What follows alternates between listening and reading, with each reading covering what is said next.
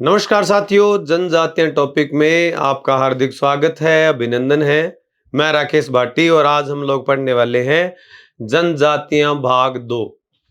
इससे पहले हमने भील जनजाति के बारे में बहुत ही बढ़िया शानदार जानकारियां हमने पढ़ी और एक एक चीज को हमने बारीकी से समझा। अब हम कुछ अन्य जो जनजातियां हैं उनके ऊपर बात करने वाले हैं। तो अभी हम फिलहाल इस भाग 2 के अंदर सबसे पहले जो जनजाति पढ़ेंगे उस जनजाति का नाम है मीणा जनजाति। क्या नाम है? मीणा जनजाति पढ़ेंगे। ठीक है, कौन सी जनजाति पढ़ने वाले हैं आज हम लोग? आज हम लोग पढ़ने वाले हैं मीणा जनजाति के बारे में। ठीक है, ज्यादातर तो ये माना जाता है कि मीणा जो जनजाति है, मीणा जनजाति ये माना जाता है कि मुख्य रूप से जयपुर में पाई जाती है, लेकिन याद रखना जयपुर क्षेत्र में भी पाई जाती है और मेवाड़ उदयपुर में भी मीणा जनजाति के लोग काफी संख्या में पाए जाते हैं। ये जो मीणा जनजाति है, ये मीण या मीणा या मीन शब्द कैसे बना है? ये मीन शब्द से बना है जिसका अर्थ होता है मछली, और भगवान विष्णु का अवतार है मत्स्य अवतार, मतलब मछली वाला अवतार।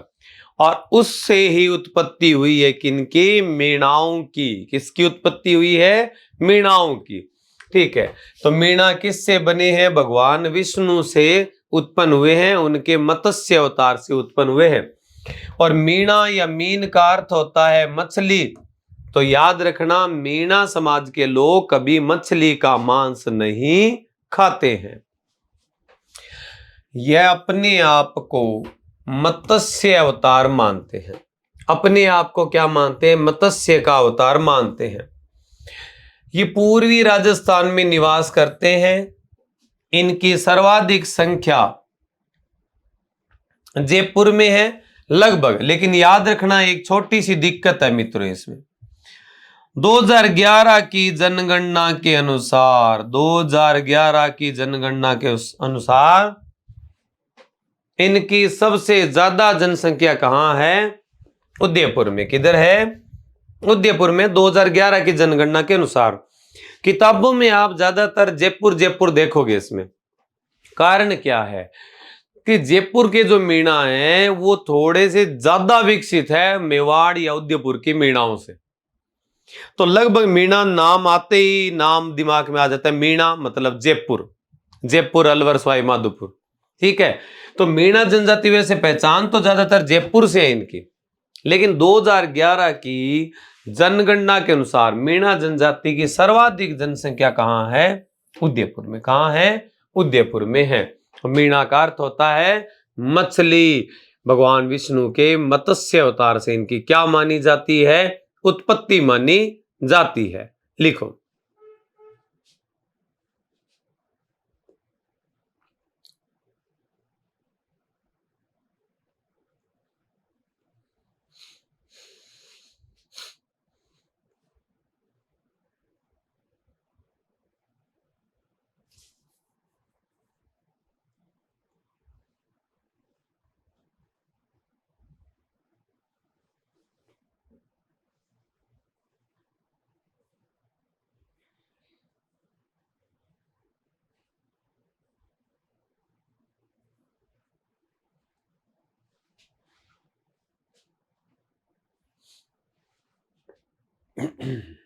लिख दिया?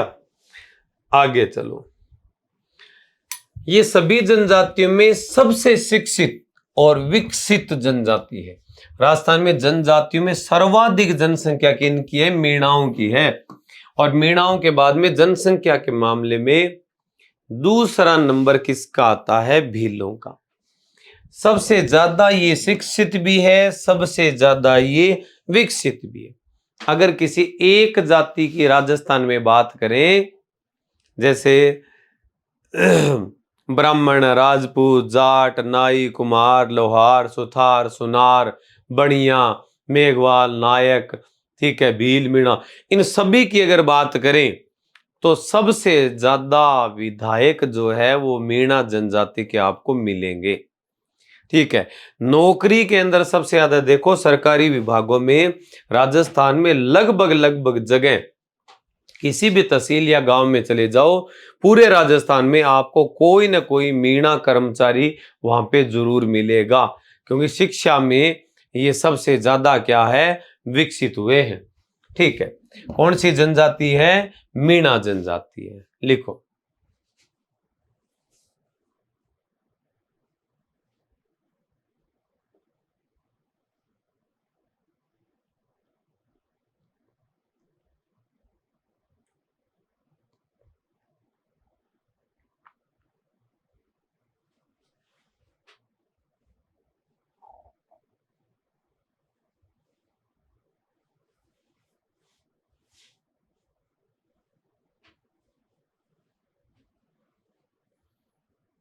लिख दिया, ठीक है। मीणा पुराण ग्रंथ लिखा था जैन मुनि मग्न सागर ने।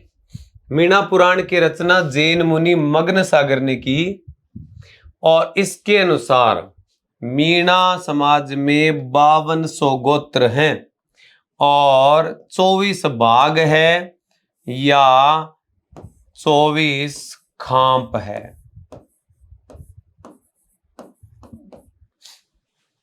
मीणाओं की 24 खांप है और मीणाओं में 5200 क्या होते हैं, गोत्र होते हैं। ये बात लिखी गई है मीणा पुराण में, जैन मुनि मग्न सागर ने ये बात अपने ग्रंथ में लिखी है। तो ये खांप क्या है, आप याद रखना, जैसे मान के चलो कि एक ही गोत्र के मीणाओं के 4-5 गांव हैं,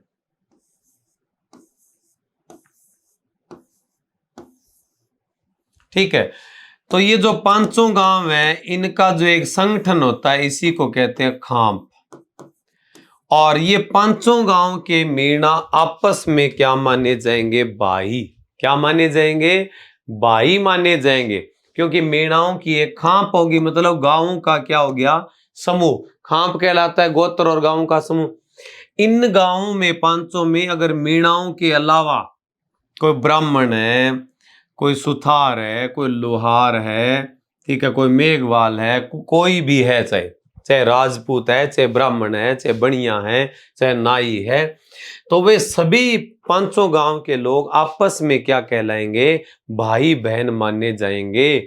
तो इन 500 गांवों में कोई भी लड़का किसी अन्य जाति की लड़की या अपनी जाति की लड़की से शादी नहीं कर सकता, क्यों, खांप का मतलब होता है ये जिन जो गांव उस खांप के अंतर्गत आते हैं उस गांव के सारे लोग क्या माने जाएंगे, बहन भाई माने जाएंगे। हरियाणा में खांप पंचायतें चलती है आज भी, ठीक है, पहले की तरह पावरफुल तो नहीं रही है, लेकिन पहले क्या होता, खांप पंचायतें अपने आप में ही अदालत होती थी। इन गांव में कोई फैसला लेना होता तो ये पंचायत और इनके मुखिया लेते थे, और अगर कोई लड़का लड़की भाग जाते थे तो उनको गोली भी मार दी जाती थी। ठीक है, तो ये ऑनर किलिंग के मामले ज्यादा बड़े थे। राजस्थान में भी ऐसे मामले आए थे। एक बार राजस्थान पत्रिका, दैनिक भास्कर, इनके अंदर खबर आई थी कि पुलिस विभाग के द्वारा, सरकार के द्वारा, कि खुल के करो प्यार, सुरक्षा देगी राजस्थान सरकार। ठीक है, पिता की ऑनर किलिंग, जो केवल घर वाले भागे हुए लड़का लड़कियों की हत्या कर देते हैं ना, उनको रोकने के लिए ये बात, ये जो स्कीम है ये चलाई गई, स्कीम ही कहेंगे इसको। मूल रूप से 2 भागों में बंटी हुई जनजाति है। चौकीदार मीणा जो गढ़ों में चौकीदारी, सिक्योरिटी का काम किया करते थे। जमींदार मीणा जो किसका काम करते हैं, विशेष रूप से खेती बाड़ी का काम करते हैं। लिखो, खेती बाड़ी का काम करते हैं।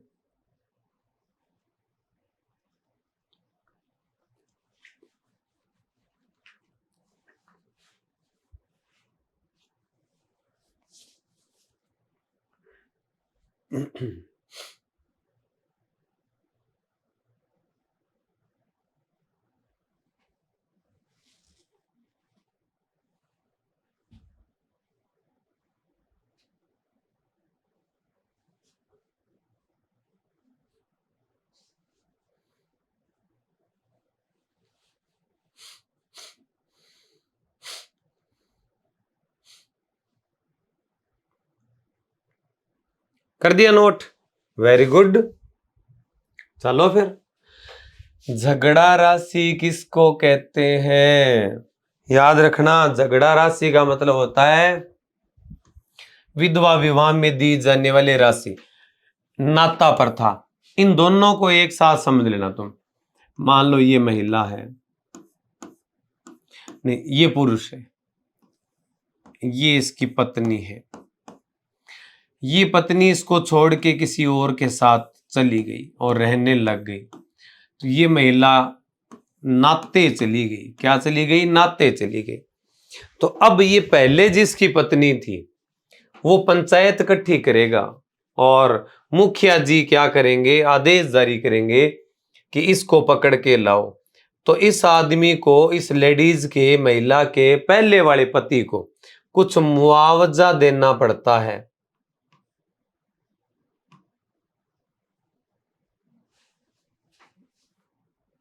क्या देना पड़ता है? मुआवजा।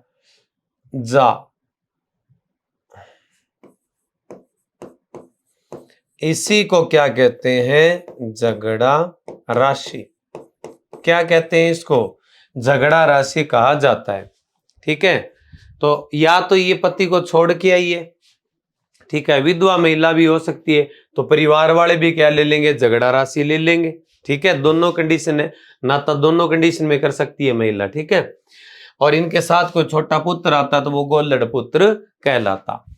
विधवा विवाह को कहते हैं नाता प्रथा। विधवा विवाह या पति को छोड़कर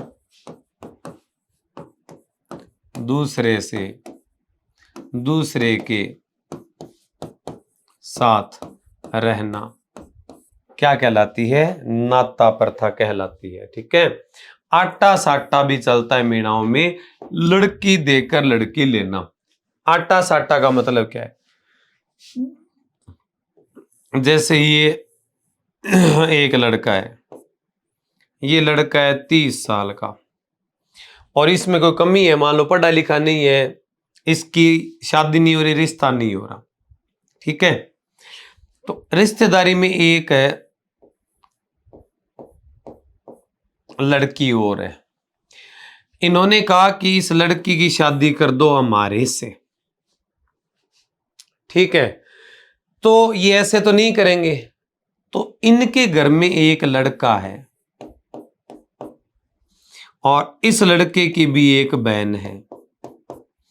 ये है मान के चलो 10 साल की और ये है 20 साल का। तो ये लड़का कहेगा कि ये मुझसे शादी कर लो। ठीक है, मतलब अगर इस लड़की की शादी इस लड़के से होती है, ठीक है, तो ये लड़की पहले एक डिमांड रखेगी, ये काम करो, तेरे साथ तो मैं शादी कर लूंगी, लेकिन मेरा एक कुंवारा भाई और है, ठीक है, उसके साथ तुम अपनी बहन की शादी करवा दो। ठीक है, नहीं तो ना तो इधर तुम्हारा नहीं हो रहा, इधर मेरे वाले भाई का रिश्ता नहीं हो रहा, तो क्यों ना अपने क्या कर लेते हैं, तुम्हारी बहन मेरे भाई से शादी कर लेगी और मैं तुम्हारे से शादी कर लूंगी।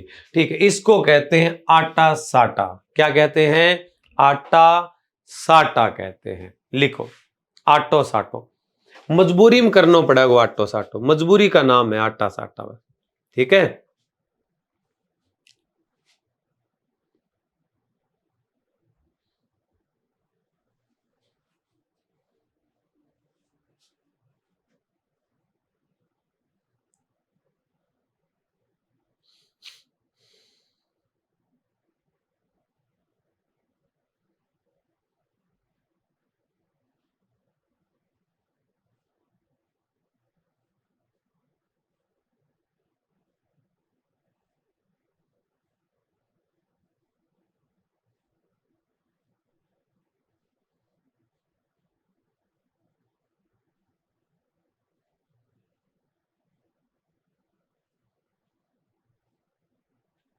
लिख दिया?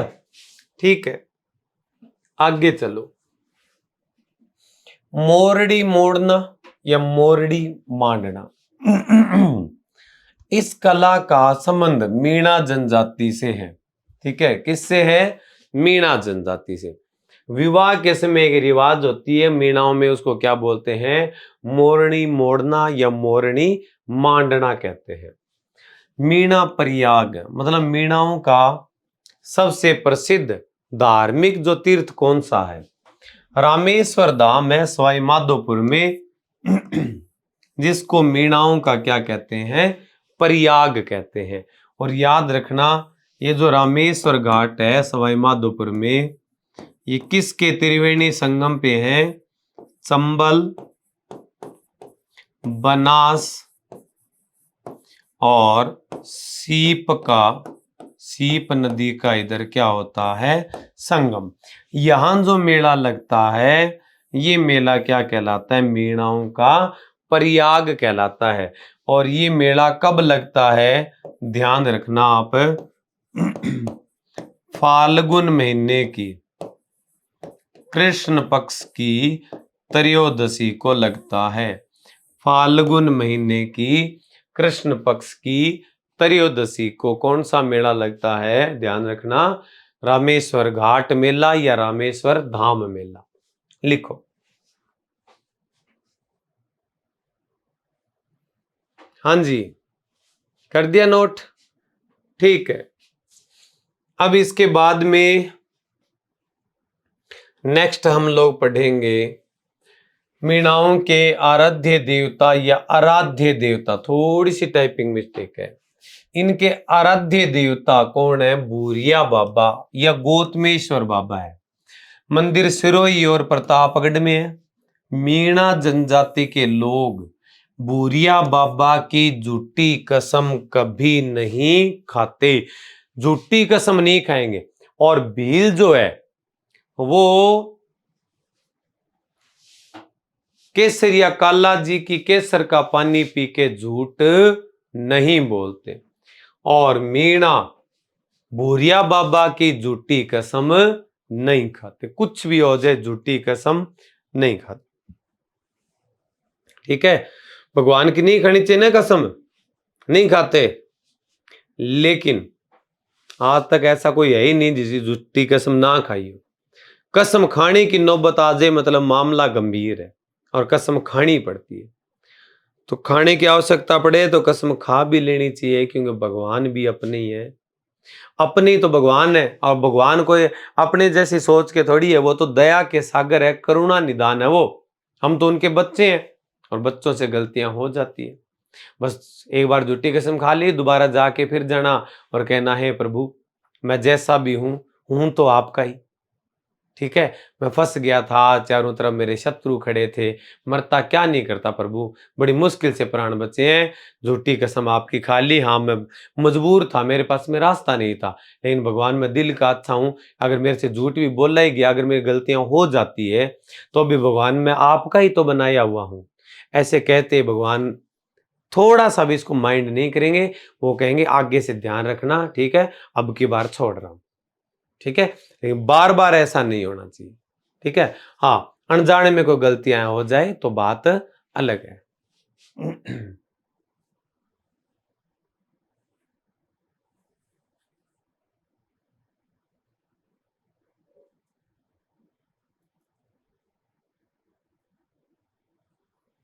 लिख दिया।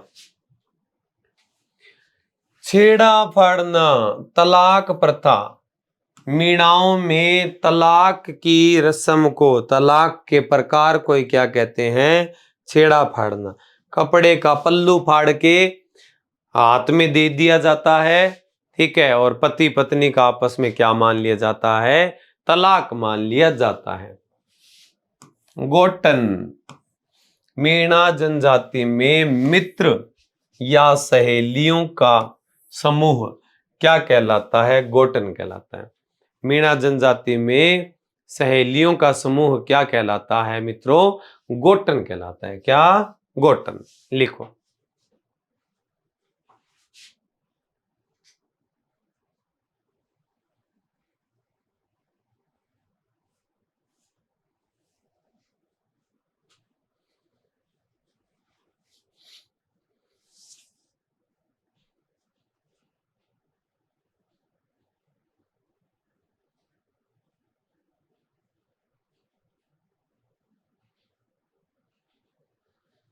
कर दिया नोट, गोटन वगैरह सब।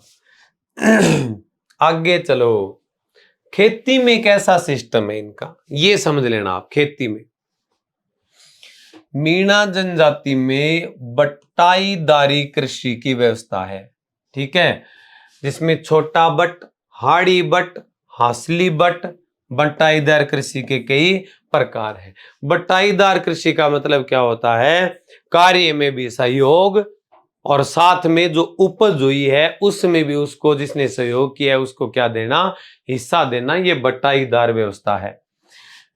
मीणाओं के देवताओं में नाम आता है, लोक देवता है मीणाओं के बुद्ध देवता। कौन से देवता, बुद्ध देवता।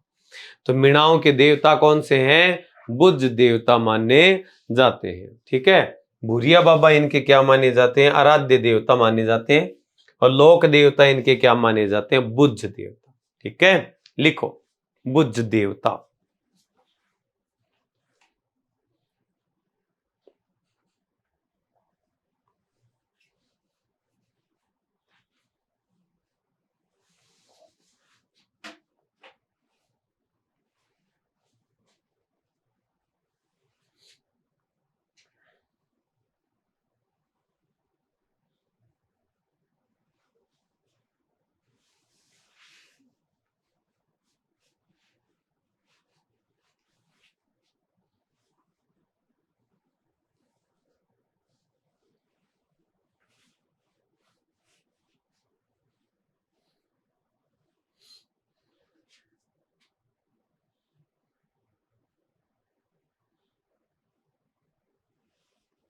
लिख दिया, ठीक है।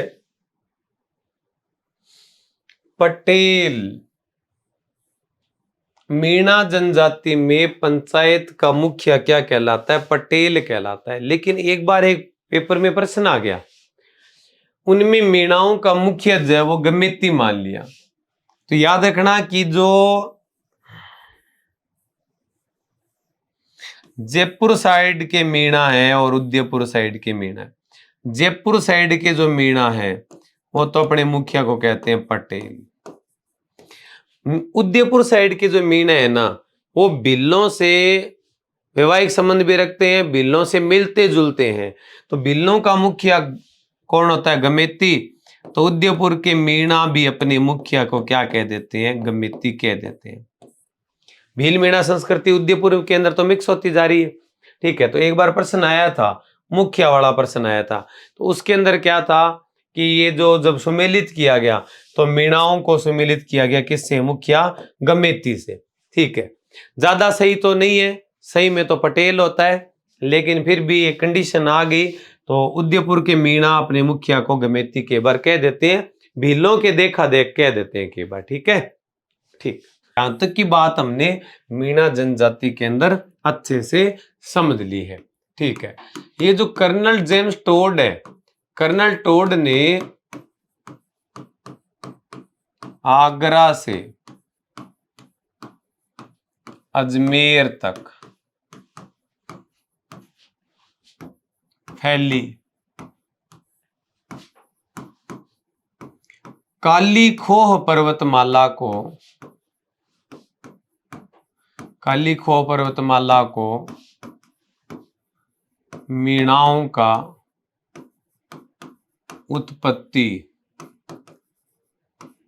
स्थल मानना है। क्या माना है, मीणाओं का उत्पत्ति स्थल मानना है। मीणा जनजाति के आप याद रखना, जंगल में जो बने घर होते हैं, कहां बने, जंगल में, उनको कहते हैं मेवासे। क्या कहते हैं, मेवासे। मीणा जनजाति के कहां, जंगल में बने घर कहलाते हैं, क्या कहलाते हैं, मेवासे। मीणा जनजाति का मुखिया, मुखिया आपको पता ही है क्या कहलाता है, पटेल। मीणा जनजाति का मुखिया क्या कहलाता है, पटेल कहलाता है, ठीक है। दो प्रथाएं पाई जाती है, छेड़ा फाड़ना और नाता प्रथा, ठीक है। मीणाओं का जो मुख्य मेला है वो कहलाता है रामेश्वर घाट। कौन सा मेला, रामेश्वर घाट मेला जो मीणा जनजाति का क्या कहलाता है? प्रयाग कहलाता है। और एक चीज याद रखना, जरायम पेशा कानून या क्रिमिनल ट्राइब्स एक्ट के तहत मीणाओं को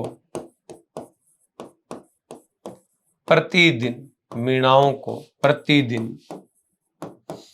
थाने में हाजिरी देनी पड़ती थी, जिसके विरोध में एक आंदोलन हुआ, जिस आंदोलन का नाम है मीणा आंदोलन। कौन सा आंदोलन है? मीणा आंदोलन है।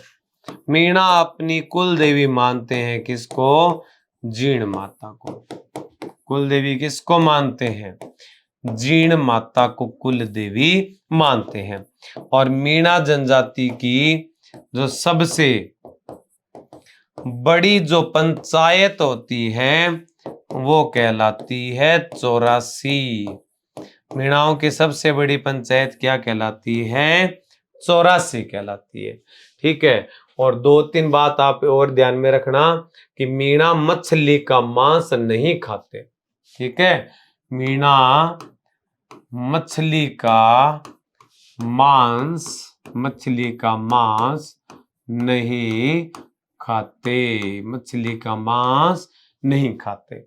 समझ आ रही है क्या आपको बातें? हाँ, ये चीजें थोड़ी सी ऐसी थी, वो पहले अपने नॉर्मली कंफ्यूज हो गए थे, लेकिन ध्यान रखना कि मीणा जनजाति की मोटी मोटी बातें हमने कर ली थी। ठीक है, पर वो टाइम का पता नहीं चला, जल्दी कंप्लीट होगी तो ऐसा लगा जैसे कुछ रह ना जाए, तो कुछ छोटी मोटी बातें बची थी जो हमने यहाँ पे ऐड कर ली है।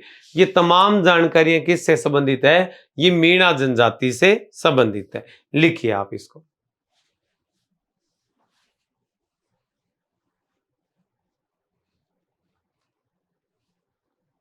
कर दो नोट कर दो।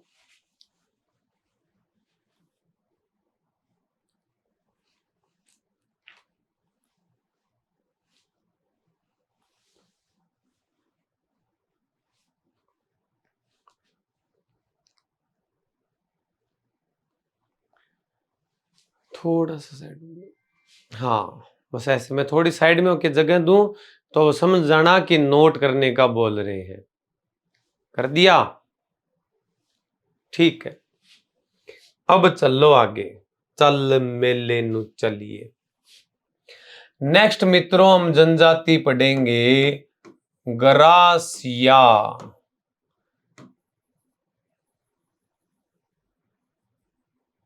कौन सी जनजाति पढ़ेंगे? गरासिया जनजाति पढ़ेंगे। गरासिया जनजाति की उत्पत्ति गवास शब्द से हुई है।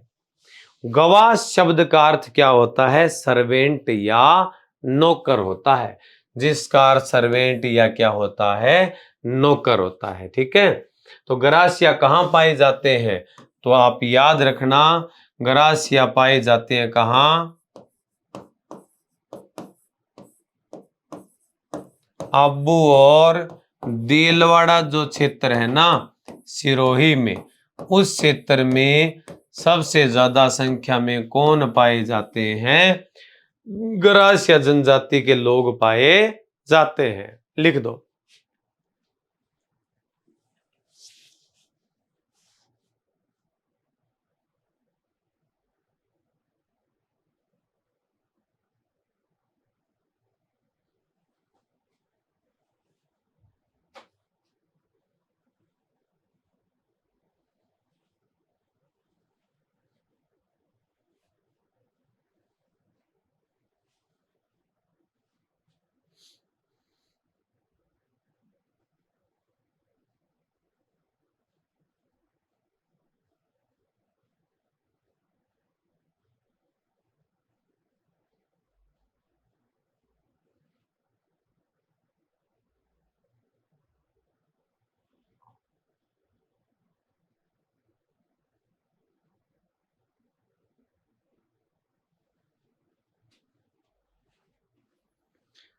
लिख दिया, ठीक है।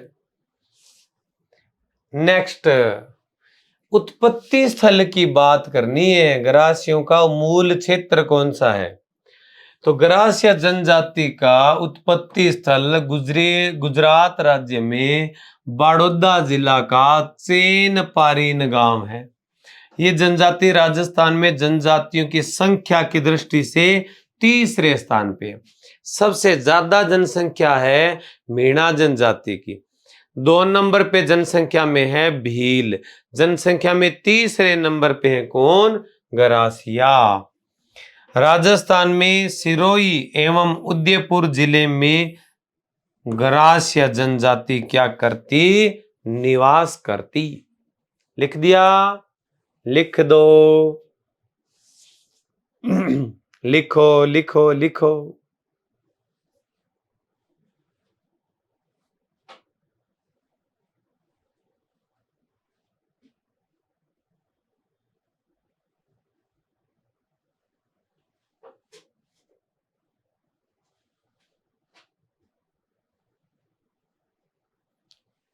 कर दिया नोट? Very good.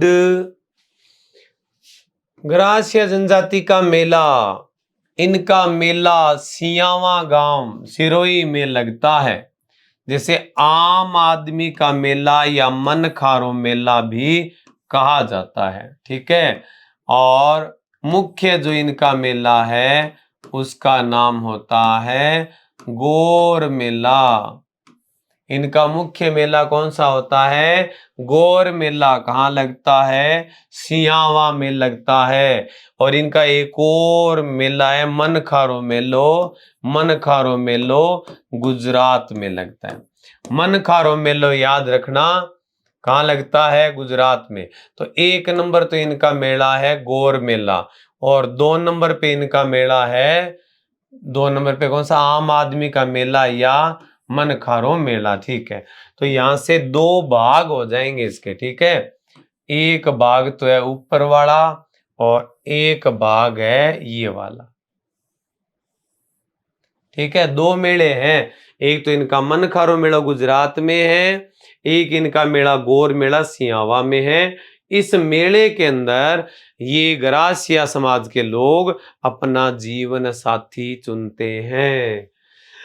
गरासिया जनजाति के मेले को आम आदमी का मेला या चित्र विचित्र मेला भी कहते हैं।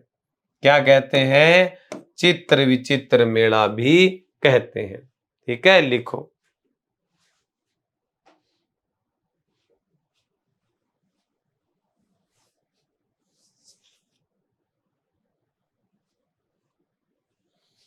तो याद रखना मुख्य इनका गौर मेला है। ये जो गौर मेला है ना, इसको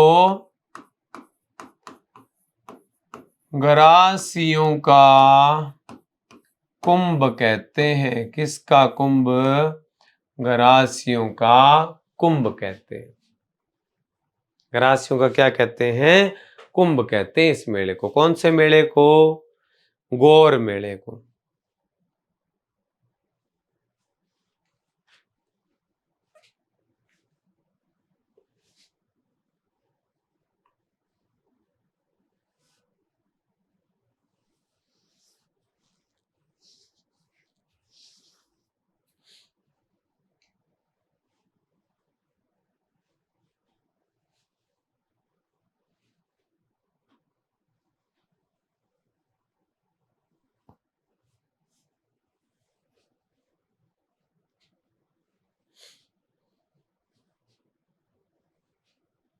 लिख दिया, ठीक है। इसके बाद लिखो आप नेक्स्ट, बाखर बावजी। बाखर बावजी गरासिया जनजाति के संरक्षण के पिता माने जाते हैं। बाखर बावजी को ये मानते हैं कि बाखर बावजी ही हमारी क्या करते हैं? रक्षा करते हैं, सुरक्षा करते हैं। बाखर बावजी ही गरासियों के संरक्षण पिता माने जाते हैं। उनके संरक्षण करने के पिता माने जाते हैं। उनके बचाव के, उनकी देखभाल के पिता कौन माने जाते हैं? बाखर बावजी। ठीक है, ग्रास या जनजाति में अधिक पत्नियां रखना संपन्नता का प्रतीक है। ओड़े बाबाड़े, अधिक पत्नियां रखना संपन्नता का प्रतीक है। इसमें बिल्कुल है संपन्नता। तो पत्नी तो भाई एक ही बहुत है, एक पत्नी है ना तो ये आदमी तौबा तौबा करता है। ठीक है, हाँ, आधा बावड़ा सा हुआ रहता है कई बार। तो अब सोचो, अधिक पत्नी, 10 से एक पत्नी ले आओ और वो एक साथ अगर लड़ पड़े तुम्हारे से, तो स्थायी रूप से पागल हो सकते हो तुम लोग। ठीक है, संपन्नता का प्रतीक है अधिक पत्नियां रखना। ठीक है, लिखो। इतनी सारी पत्नियां रखे तो नॉर्मल बात है कि आदमी संपन्न तो है ही है, क्योंकि हर किसी की बात बस की बात नहीं है। पुराने बुजुर्ग लोग ज्यादा पत्नियां रखते थे क्योंकि वास्तव में वो लोग क्या थे, संपन्न थे, मैनेजमेंट अच्छा था, धन वगैरह होता था। और सारी महिलाएं क्या रहती थी, एकदम बिना किसी मन मुटाव के रह लेती थी। अब नहीं रह सकती, अब रहना मुश्किल है।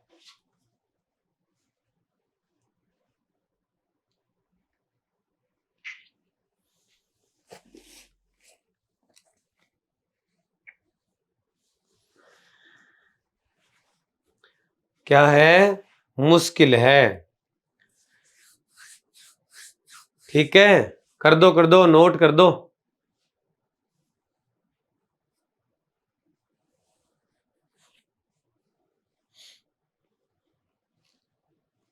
अधिक पत्नियां रखना संपन्नता का प्रतीक माना जाता है। लिख दिया। चलो आगे चलो। विशेष, ये लोग अंधविश्वासी होते हैं। क्या होते हैं, अंधविश्वासी होते हैं। इनमें लव मैरिज सर्वाधिक होती है, मतलब लव मैरिज का शौक होता है इनको। प्रेम विवाह के क्या है, शौकीन है। मेले में प्रेमिका चुन लेते हैं। किसमें चुनते हैं प्रेमिका, मेले के अंदर प्रेमिका चुन लेते हैं। तो लव मैरिज के क्या है, शौकीन है। भागकर शादी करने के क्या है, शौकीन माने जाते हैं। ठीक है, पवित्र झील, नक्की झील को पवित्र मानेंगे और नक्की झील के अंदर ही अपनी अस्थियां प्रवाहित करते हैं। नक्की झील सिरोही में। मटकी को कहते हैं माटला, चारपाई को कहते हैं खाटला, और अतिथि गृह जो गेस्ट हाउस होता है ना उसको कहते हैं मांड। क्या कहते हैं, मांड कहते हैं। और घंटी कहते हैं हाथ वाली जो चक्की है उसको कहते हैं घंटी, ऐसे वो फेरते हैं ना आटा पीसने वाली। और डालिया कहते हैं किसको, बरामदे को। बरामदे को, बरामदे के आगे से डाल बनी होती है तो बरामदे को क्या कहते हैं, ढालिया कहते हैं। क्या बोलते हैं ये, ढालिया कहते हैं। ठीक है, इतनी बातें तुम लोग नोट करो, फटाफट नोट कर दो।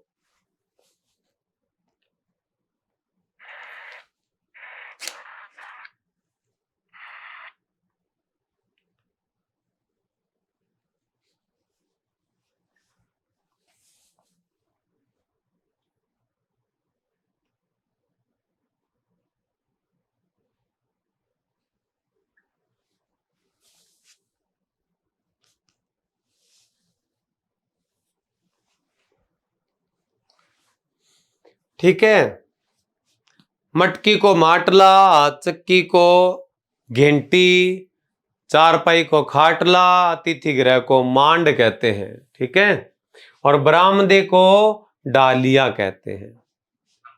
बरामदे को क्या कहते हैं, ढालिया।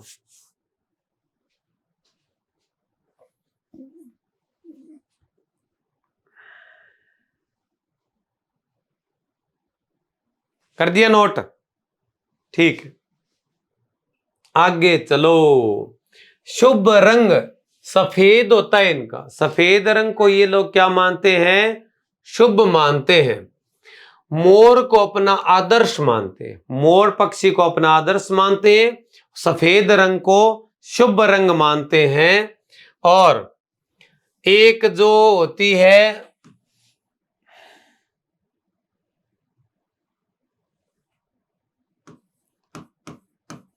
शगुन चिड़िया या डुबकी, शगुन चिड़िया या डुबकी के दर्शन होना भी क्या मानते हैं? शुभ मानते हैं। शगुन चिड़ी या पालम चिड़ी छोटी सी चिड़िया होती है, उसके दर्शन भी इनको क्या लगते हैं? शुभ लगते हैं।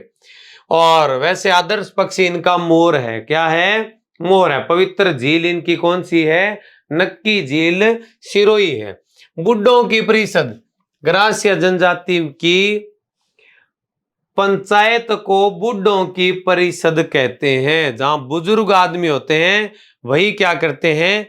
फैसला लेते हैं। हेलरू एक समिति है जो इनके विकास के लिए काम करती है। अगर कोई पूछ ले गरासियों के विकास के लिए कौन सी समिति काम करती है, तो आपको क्या बता देना है? हेलरू। क्या बताना है आपको? हेलरू बताना है। तो नोट कीजिए आप लोग, ठीक है? आराम से बढ़िया तरीके से नोट्स बनाते रहिए और साथ साथ में लिखते लिखते भी क्या किया करो? याद किया करो। बोल बोल के इनको याद किया करो, ताकि जैसे जैसे आप क्लास कंप्लीट करते जाओ वैसे वैसे टॉपिक आपको क्लास में याद हो जाए। रिपीट तो मैं दो दो तीन तीन बार कर रहा हूं और आपको इस प्रकार से पढ़ाया हुआ वैसे भी लंबे टाइम तक आपको याद रहेगा, इसमें कोई दिक्कत नहीं आएगी। ठीक है? क्यों? अपने आवाज का जो लय है वो इसी प्रकार का है, आपके दिमाग में अक्सर छप जाएंगे।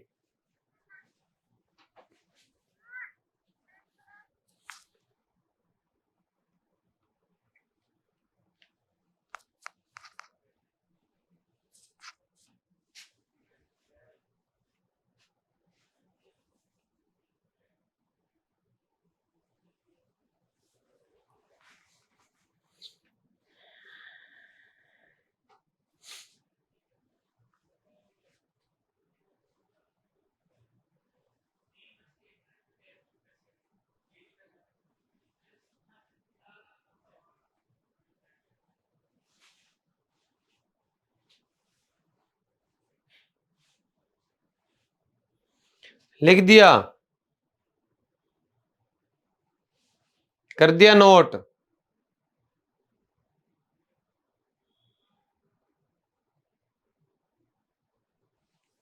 ठीक है, नेक्स्ट लिखो आप। विवाह। इस जनजाति में 3 प्रकार की शादियां होती है। एक तो मोर बंदिया, एक ताड़ना, एक है पहरावना।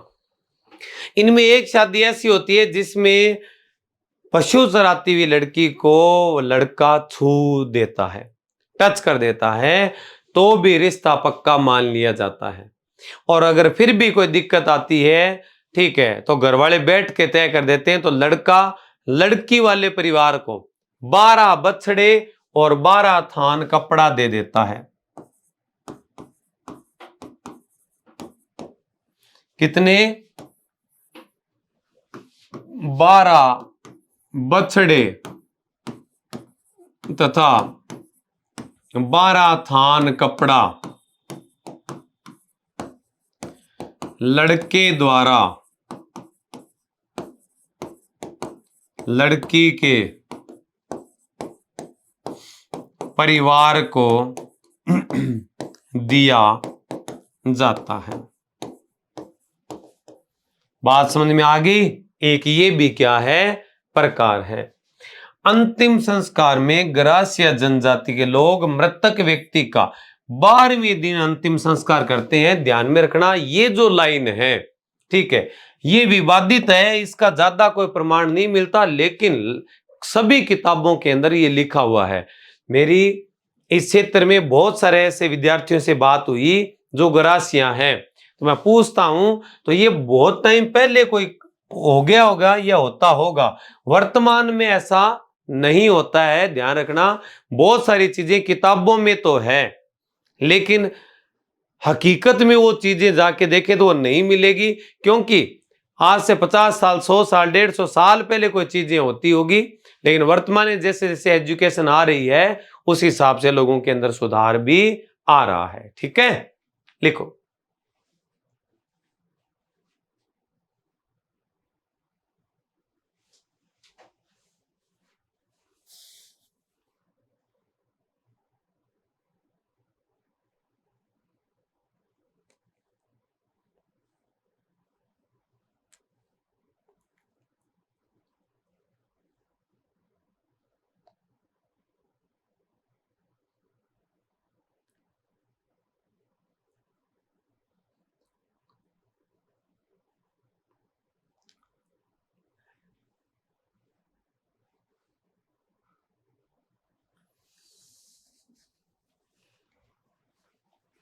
कर दिया, ठीक है। नेक्स्ट, दो प्रकार के ग्रासिया होते हैं, एक तो गमेती ग्रासिया और एक होता है भील ग्रासिया। गमेती ग्रासिया और भील ग्रासिया, मैं दो प्रकार बता देता हूं आपको। ग्रासियों के कितने प्रकार होते हैं? दो प्रकार होते हैं। एक प्रकार तो है कौन सा? गमेती ग्रासिया, ठीक है, और एक है भील ग्रासिया। भील ग्रासिया, ठीक है। भील ग्रासिया वो होते हैं जब कोई ग्रासिया पुरुष की शादी किससे हो जाए? भील महिला से हो जाए तो वो क्या कहलाएंगे? क्या कहलाएंगे? भील ग्रासिया। और अगर ग्रासिया महिला की शादी भील आदमी से हो जाए तो उसको क्या कहते हैं? गमेती ग्रासिया। क्या बोलेंगे उसको? गमेती ग्रासिया कहेंगे। ये पूरा विशेष रूप से आप ध्यान में रखना, ठीक है। गमेती ग्रासिया कहलाता है, वो गमेती नहीं, गमेती ग्रासिया कहलाता है। फाग, ग्रासियों की फाग सोज्जत पाली की प्रसिद्ध है। ग्रासियों की फाग जो है वो कहां की प्रसिद्ध है? सोज्जत पाली की। और सोज्जत की मेहंदी प्रसिद्ध है। सोज्जत की क्या प्रसिद्ध है?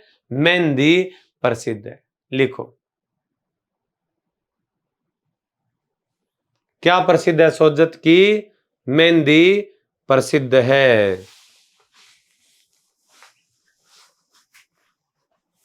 क्या प्रसिद्ध है? सोज्जत की मेहंदी प्रसिद्ध है।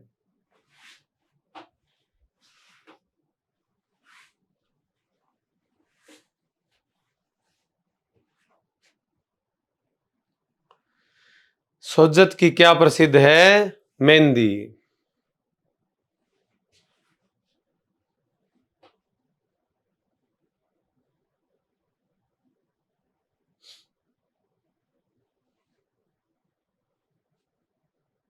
हाँ भाई, सोज्जत की मेहंदी लिख दिया। आगे बढ़ो फिर। हारी थावरी, ग्रासिया जनजाति के लोग सामूहिक कृषि को हारी थावरी कहते हैं। हारी थावरी, बैनी थ है, हारी थावरी, हारी थावरी कहते हैं, ठीक है, ध्यान रखना। इसमें क्या होता है? सारे लोग, पड़ोस वाले भी, खेत के जो पड़ोसी होते हैं वो भी खेती कार्य में एक दूसरे का सहयोग करते हैं। एक बार ये फ्री है तो इसने अपने पड़ोसी की हेल्प कर दी, पड़ोसी जब फ्री होगा तो इसकी भी क्या कर देगा? हेल्प कर देगा। इसको हारी थावरी कहते हैं। ये सहयोग की परंपरा है, ठीक है। और दूसरा प्रकार जो ग्रासियों का है वो कौन सा? भील ग्रासिया। कोई ग्रासिया पुरुष यदि किसी भील स्त्री से विवाह कर लेता है तो उसे क्या कहते हैं? भील ग्रासिया कहा जाता है। लिखो,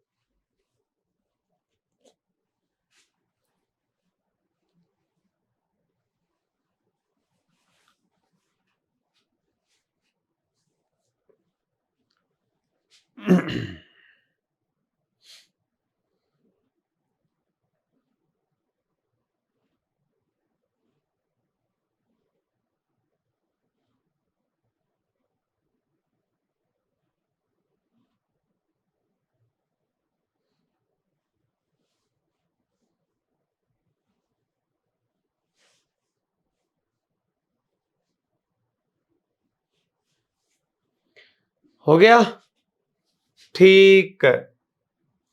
आगे चलो, उरे हुर्रे हुर्रे हुर्रे। ग्रासिया जनजाति के लोगों द्वारा मृतक व्यक्ति का बनाया गया स्मारक हुर्रे कहलाता है। ग्रासियों के घर को गेर कहते हैं। ग्रासियों के घर को गेर कहते हैं। मृत्यु भोज को कांदिया कहते हैं। घर को घेर कहते हैं, मृत्यु भोज को कांदिया कहते हैं। मृतक के ऊपर कोई स्मारक बनाते हैं तो उसको क्या कहते हैं? हुर्रे। क्या कहते हैं? हुर्रे।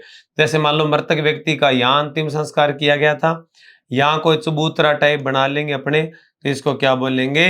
हुर्रे। समझ में आई बात? ठीक है, लिख दीजिए।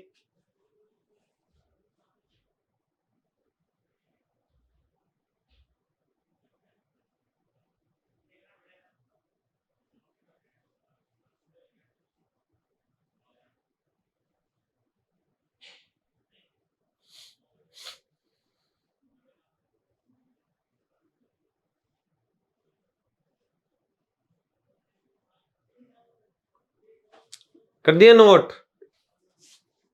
हम्म,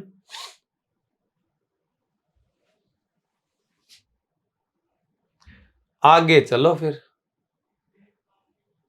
अच्छा, इसमें इतनी बातें हैं क्या? इतनी बातें, फिर तो ये हो गया। ठीक है, तो हो गया है टॉपिक तो अपना, ये गरासिया जनजाति भी हमने पढ़ ली है। ठीक है, एक बात और थोड़ी सी मैं आपको बता दूं, गरासिया जनजाति के अंदर जो मेला लगता है, कौन सा? गौर मेला। ये गौर मेला लगता है वैशाख महीने की शुक्ल तीज को लगता है। ठीक है, आखा तीज वाले दिन सिरोही में गौर मेला लगता है। ठीक है, मोटे मोटे तौर पे। और एक चीज और आप ध्यान में रखना कि गरासिया समाज के लोग दुर्गा, भैरव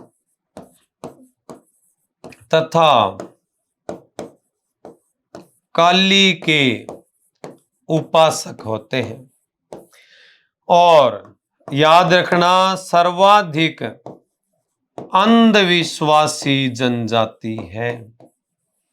सर्वाधिक अंधविश्वासी जनजाति, सबसे ज्यादा अंधविश्वासी जनजाति कौन सी है? गरासिया जनजाति। कौन सी जनजाति है? गरासिया जनजाति है। लिख दो। हाँ, एक दो चीज और अपने पढ़ेंगे, एक बार नोट करो इनको आप।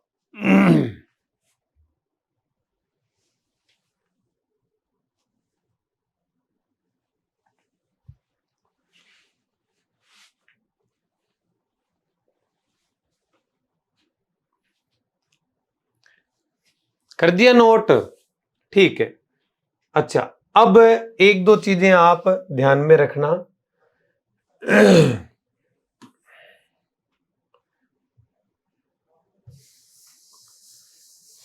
इनका जो मुखिया है वो क्या कहलाता है? मुखिया की एक लाइन में आपको और नोट करवा देता हूं। ठीक है, इनका जो मुखिया होता है, इनके मुखिया को क्या बोलते हैं? सहरोत। इनके मुखिया को क्या बोलते हैं? सहरोत कहा जाता है। तो गरासिया समाज का मुखिया सहरोत, अतिथि गृह इनका क्या कहलाता है? मांड, बरामदा इनका कहलाता है क्या? ढालिया, हाथ चक्की इनकी कहलाती है घंटी, मटकी इनका माटला, चारपाई खाटला, हिलरू इनकी सामाजिक सहयोग की एक संस्था, हारी थावरी कृषि में सहयोग करने की एक परंपरा होती है। तो ये सारी चीजें हमने एक एक बात पूरी बारीकी से पढ़ ली है। बहुत ही मस्त तरीके से हमने इस टॉपिक को कंप्लीट किया है। तो फिलहाल इस क्लास में इतनी बातें, मिलते हैं नेक्स्ट वीडियो में। Thank you, have a nice day. जय जय राजस्थान, जय जय राजस्थानी, टाटा, बाय बाय।